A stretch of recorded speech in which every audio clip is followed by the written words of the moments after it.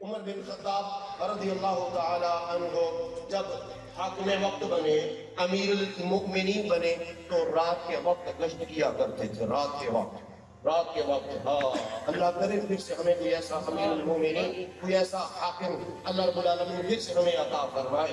ہاں، یہ اہل چشتم کی اولاد ہے۔ حضرت عمر بن خطاب رضی اللہ تعالیٰ عنہ رات کے وقت گشت کیا کرتے، ایک دروازے کے قریب سے گزر ہوا تو رونے کی آواز آئی۔ آپ نے پوچھا کون ہے؟ اندر سے جواب آیا، بچے رو رہے تھے، رو رہے ہیں، میں ان کو دلاسا دے رہی ہوں، ہمارے گھر میں کھانے کے لیے میسر کوئی چیز نہیں ہے، رو رہے ہیں بچے، یتیم ہیں۔ حضرت عمر بن خطاب رضی اللہ تعالیٰ عنہ جاتے ہیں، بیت المال سے گھر کا سامان لیتے ہیں، اپنی کمر پر رکھ لیتے ہیں، اور آپ کا وہ غلام، وہ نوکر، وہ خادم، اسلم اس کا نام تھا، وہ کہتا ہے حضور یہ بوجھ زیادہ ہے، آپ میرے کندھے پر رکھ دیجئے۔ آپ فرمانے لگے کہ آپ قیامت کے دن بھی میرا بوجھ اٹھا سکو گے تم؟ عمر اپنا بوجھ خود اٹھائے گا۔ سامان لے کر آتے ہیں، اس مائی کے گھر میں آ کر کھانا پکواتے بھی ہیں، آگ جلاتے ہیں، اور پھر کھانا پک جاتا ہے، بچے کھانا کھاتے ہیں تو آپ روتے ہیں۔ کون؟ عمر جو عکاظ کے میلے میں کوئی ان کی کمر نہیں لگا سکتا تھا۔ کون عمر؟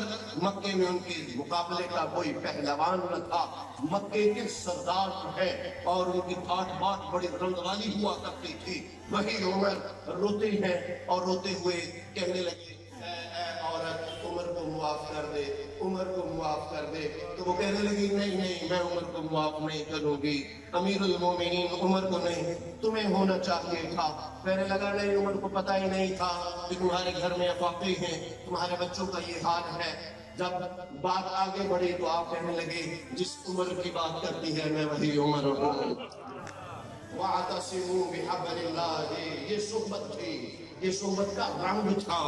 حضرت عمر بن خطاب رضی اللہ تعالیٰ رات کے وقت گشت کرتے ہیں، مدینہ طیبہ کے قریب سے ایک قافلہ گزر رہا تھا، وہاں سے رونے کی کراہنے کی آواز آئی تو پوچھا گیا کون ہے؟ سالار قافلہ کہنے لگا ہم مسافر لوگ ہیں، یہاں سے گزر رہے تھے، میری بیوی کو زے کی تکلیف ہے، زچگی کا وقت ہے، اور ہمارا اس شہر میں کوئی جاننے والا نہیں ہے، اور کوئی دائی کا انتظام نہیں کر سکے، ہم میری بیوی زے کے عالم میں رو رہی ہے۔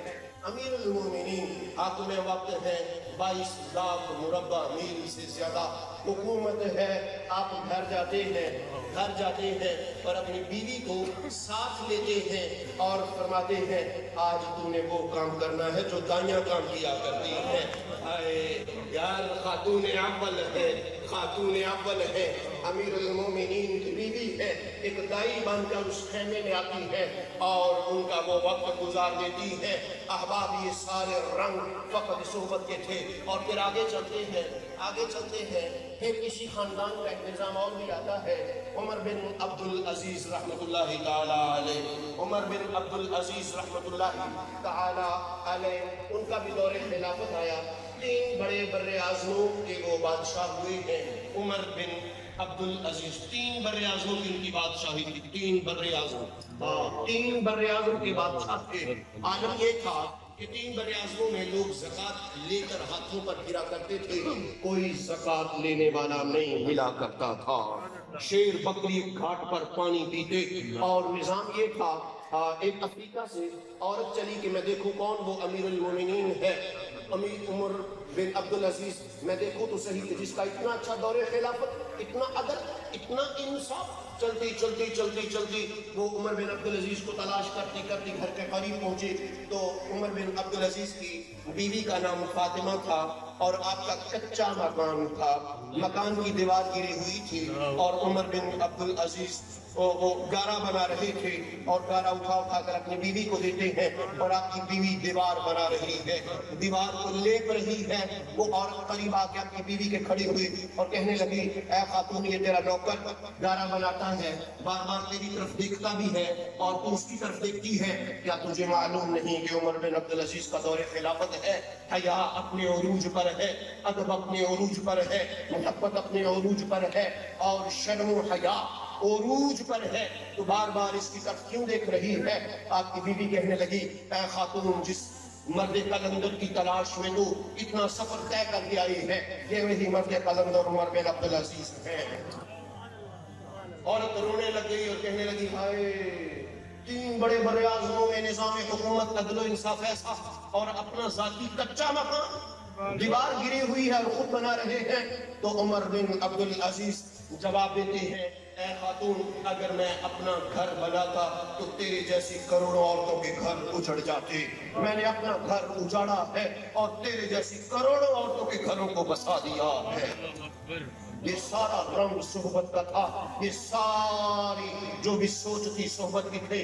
اور پھر عمر بن عبدالعزیز رحمت اللہ تعالیٰ علیہ، آپ کو چونکہ زہر دے دیا گیا تھا، آپ کے 12 کے قریب بچے بچیاں تھے اور 4 سالہ دور حکومت تھا، اور ترکے میں 16 کے قریب درہم و دینار تھے، اور آپ کا خاندان شاہی خاندان، آپ مرگ الموت ہیں، اپنے بستر پر لیٹے ہوئے ہیں۔